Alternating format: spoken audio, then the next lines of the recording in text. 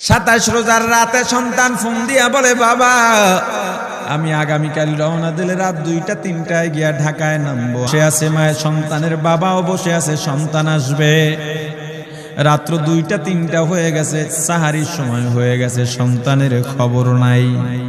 শেষ টাইমে মা বাবা সাহারি খেয়ে ফজরের নামাজ পড়ে দরজার মধ্যে অপেক্ষা করতেছে, সন্তানের খবর নাই।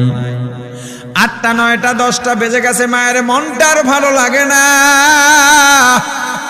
স্বামীকে ডেকে বলে, স্বামীরে আমার সন্তান কই, আমার মনটা ভালো লাগে না, একটা ফোন লাগাও। স্বামী ডাক দিয়া বলে, চিন্তা করো না, ঈদের সময় যানজট থাকতে পারে, চলে আসবে।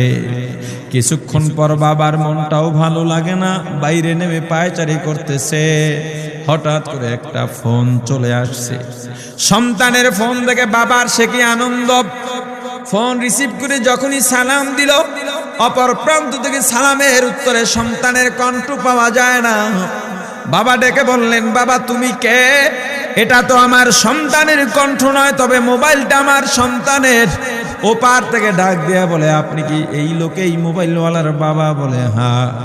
আপনি এখনো বাড়িতে কি করেন? আপনার যেই সন্তান ঢাকা থেকে গাড়ি নিয়া 2500-এর দিকে রওনা দিয়েছিল, ওই গাড়িটা 2500 পৌঁছতে পারে নাই। পথিমধ্যে সংঘর্ষে রাস্তার মধ্যেই অনেকগুলো মানুষ মারা গেছে, অনেক যুবকও তার মধ্যে আছে। রাস্তার পাশে সাদা কাপড় দিয়া ঢাকা।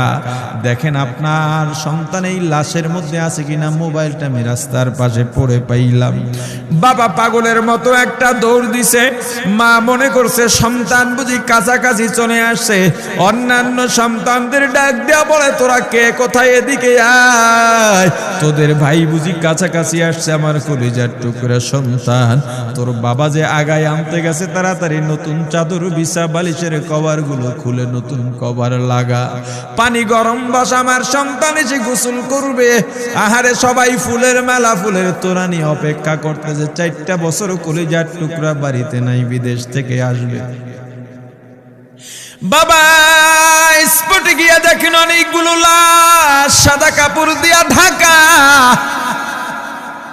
একটা একটা মাথার উপর থেকে কাপড় উঠান আর কৌতূহল বাড়তেছে, কাপড় উঠান আর কৌতূহল বাড়ে।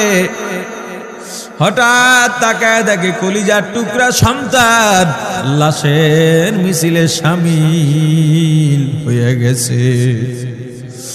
বাবা সন্তানকে ধরে কাঁদেন আর বলেন, বাবা এত আদর আপ্যায়ন তোর জন্য, এত প্রস্তুতি